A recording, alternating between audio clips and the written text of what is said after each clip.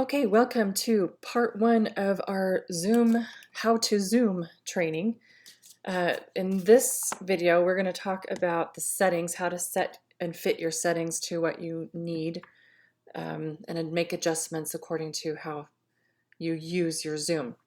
So when you log into your account on Zoom on your computer, you will find, you'll come right to your profile page. Here you can put your picture up here. So the picture is great because if you decide you don't want to have your video of you talking, you can put a picture of you. Or if you want to just join a video, you can join with a picture rather than joining a live person. You can edit this to edit your name that's going to be displayed, your email, that sort of thing.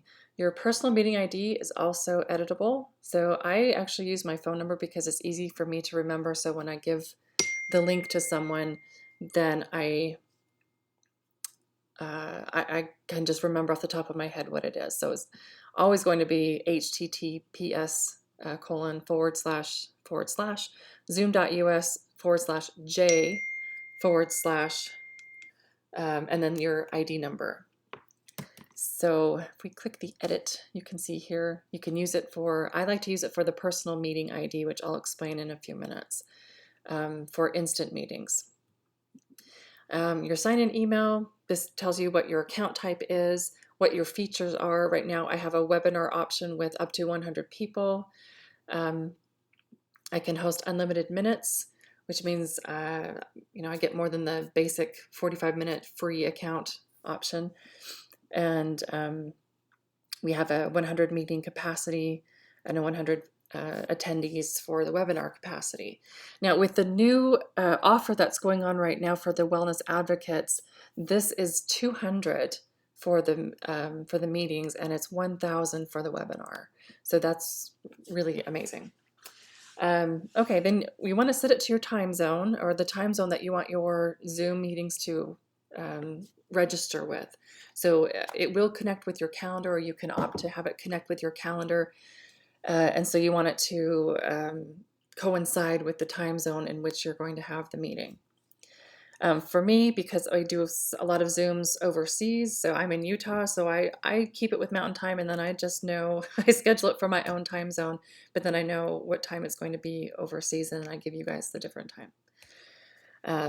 Okay, so that is your profile. So let's go to your meeting settings. And you have your basic meeting settings, scheduling your video. Let's see. Starting meetings with your host video on, that just means you're going to be on, on live video when the meeting starts. Your participants also will have their video on as a default setting. So I do this because I want to have that automatically, because I want, a lot of the meetings we do are interactive. So for just the Zoom meetings, like if we're doing a one-to-one or our leaders roundtable, this is great because it's just about getting face-to-face with people. Now, if I'm doing a webinar, I'll change the settings in the webinar so that the participants' videos are not on. That way you're just seeing me or the content that I want to display. And it makes the people that are attending the webinar a little less nervous, I suppose, with jumping on and being visible. Sometimes people want to just be in the background and listen. So for my meeting settings, so scheduling the meeting, I keep the videos on. I keep the audio type to both, so that there's always an option for someone to join by telephone as well as computer audio. Joining before the host, you can have this on or off. It doesn't matter. If you have it before, that allows somebody to get into the meeting room before you are starting. I kind of like to keep it off because then I can set it up and they're not waiting for me to join. I'll get there a little bit early and then I'm already there. So that's something that I personally like to do. If you like to have them go ahead and just sit and kind of wait for you to join if they come early, that's always a good option as well. You can require a password for personal meetings if people can attend or can join before you get on the meeting. So that's an option as well. So you can kind of keep it more private that way with requiring the password, so they know where to go and they know you're going to get there eventually. You're going to show up eventually. You can also do a password for people joining by phone. I personally don't think that this is necessary unless you're working with a very, very large group of people and you want to keep it more exclusive by topic or by attendance. Muting people automatically. So I keep this setting on so that when people join the meeting, their sound is automatically muted, but they can change that themselves, or I can ask them to change it when they want to speak, or I want them to speak up. You can integrate this with your calendar. So these are the services that are used. So if you schedule a meeting, you can automatically have it program or create the event in your calendar. That's a nice option. Some basic meeting things, just know that it's always encrypted. Your chat message is visible to everyone, but you also have an option to have private chat as well. So you can chat one-to-one back and forth. This gets a little bit getting used to, because when you're in the middle of giving a presentation or talking, the chat is not, it's not easy to just answer a chat while you're talking. So just know that that's, but you can see the messages that are coming in, so you can address them as they come in. You can save the chat automatically, and it will save a copy of it at the end of the meeting if you want to. Which is nice, because if you have conversation going on that way, or you are sending links or documents back and forth, it will save that. Playing a sound when participants join or leave. Sometimes if you've been in meetings, you hear the ding, ding, ding, like you just heard my alert for my text message go off a minute ago. It sounds like that. I find it quite distracting, so I set it so that only I'm the one that hears it. But it depends on what your motive is. So maybe you want people to know that there's lots of people joining, and they want to, the more they hear those dings, there's lots of people getting on the call or something like that. So it could be a motivational tool as well.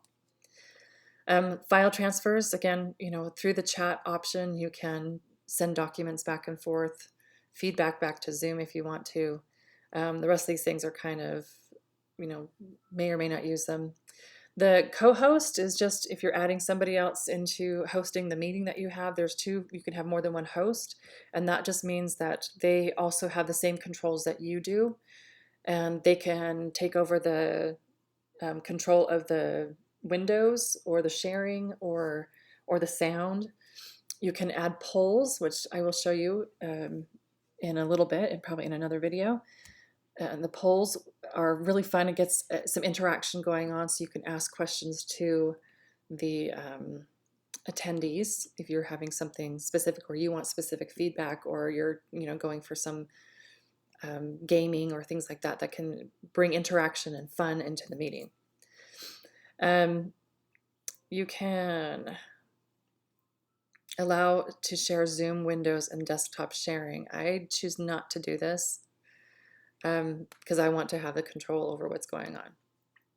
So there's a whiteboard option, which I'll show you, and a remote control, which I will also show you. You can give the remote to someone else who can also, you're the one sharing the window, but you can give the remote control to someone else who can control the view of that window, which is kind of interesting. Now, they can't get onto your computer and scroll around and change, like if you're showing them a website or something like that, they can't do that, but they can take over the mouse and look around and look at this over here and show you things over there. But they can't come up here and get into your computer and actually change what's going on or what you're sharing. Okay, the advanced part, there are breakout rooms as an option here, which is really cool. I've actually only used these a couple of times, but they're really great if you're working in a big group. So let's say you have your team, and you are, meeting in your Zoom, and you have an exercise you want to do. So Stuart and I do a lot of role plays. So we will get our team, and we'll those that we're mentoring in that group for that session, and we'll split them into breakout rooms and ask them to practice the role plays, and then they come back into the main room with us, and we go over what went well, what didn't go well, and that kind of thing. So we do a lot of reviews that way, but it gives them a good option there. And it's really good too to get people to work together who don't often work together, or don't often have a chance to work together because of geography problems, or just, we tend to go with the people we're comfortable with or that we know the best. And this is nice for them to get into a little bit more of discomfort, where they can get out of, work on their getting out of their comfort zone, and working on some of these psychological issues that go with doing role plays. You can closed caption your video if you want to.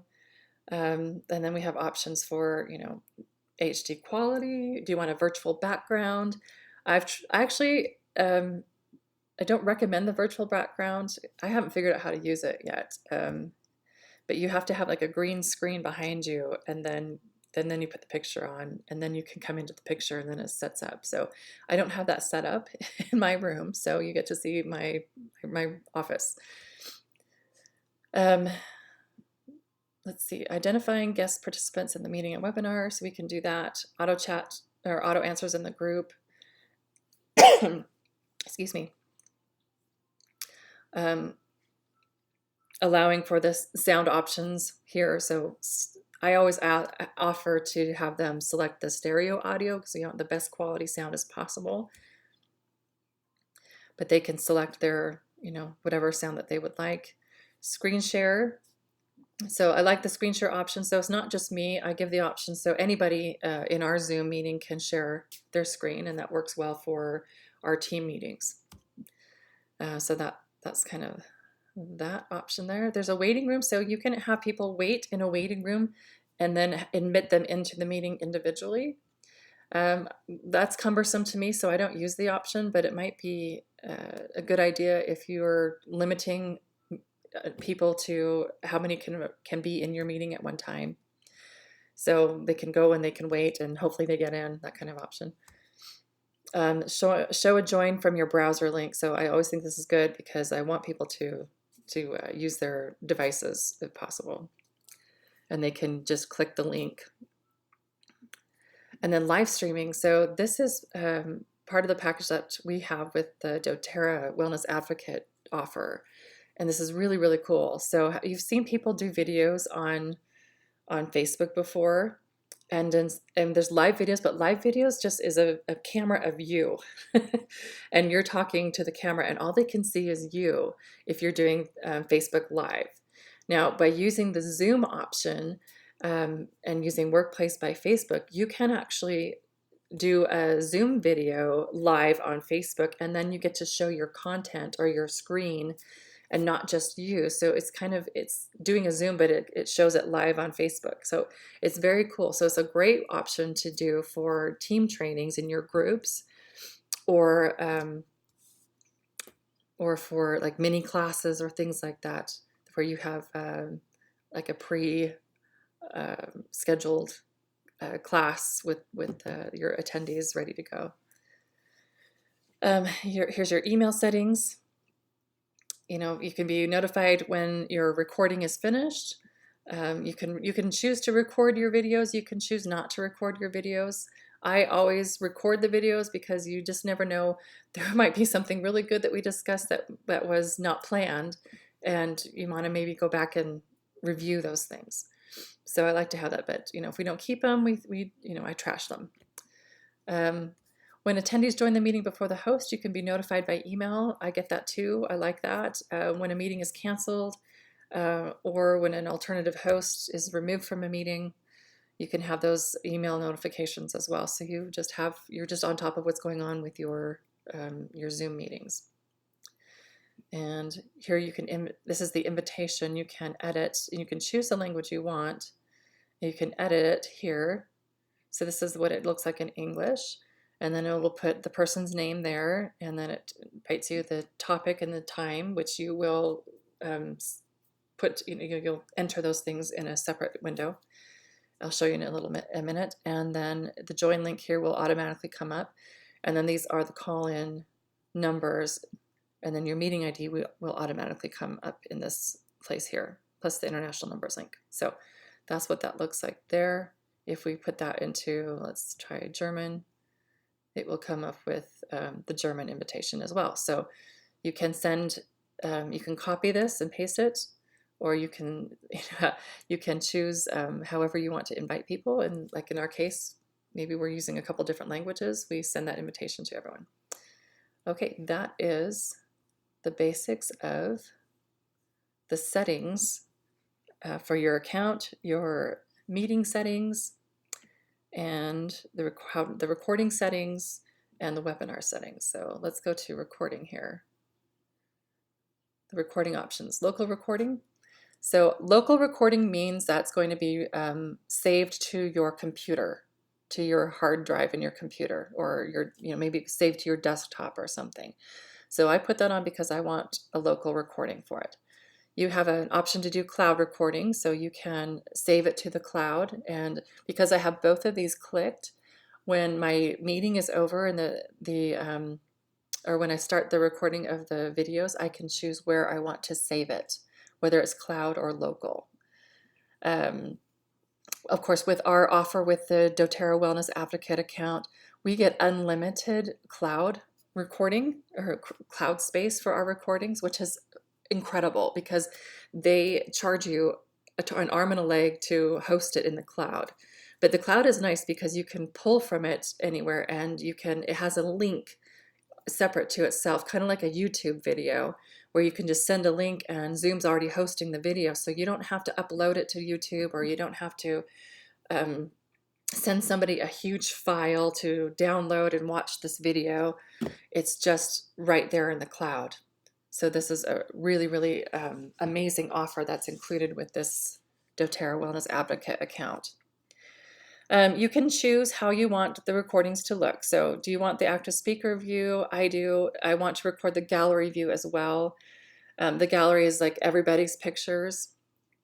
You can select these individually for each meeting that you have, but these are just my basic settings for like a quick meeting with my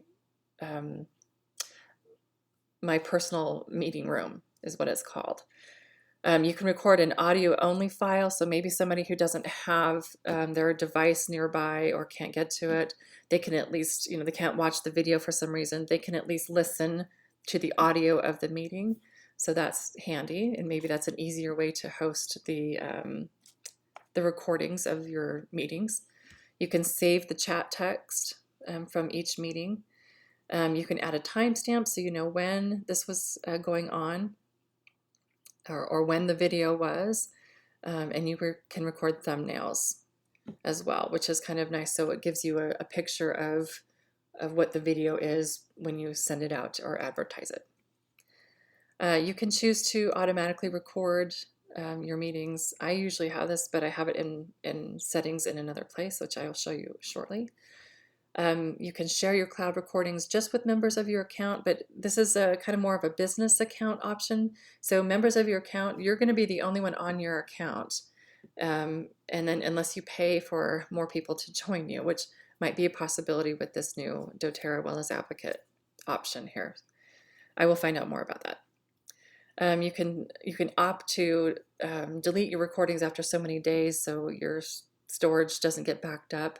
That's good if you have a limited amount of storage that you've bought, but because we will get unlimited storage, it's not really a need. And then, of course, multiple audio notifications of the recorded meeting, which you can send to people. So that is the recording options. And then, of course, we have the telephone settings.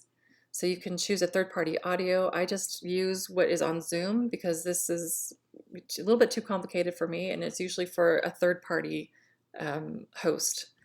So I want to show the international numbers in the invitation email and the global dial-in countries. You can edit these and choose which countries you want to include here. So that is helpful. And that concludes our training on the Zoom settings.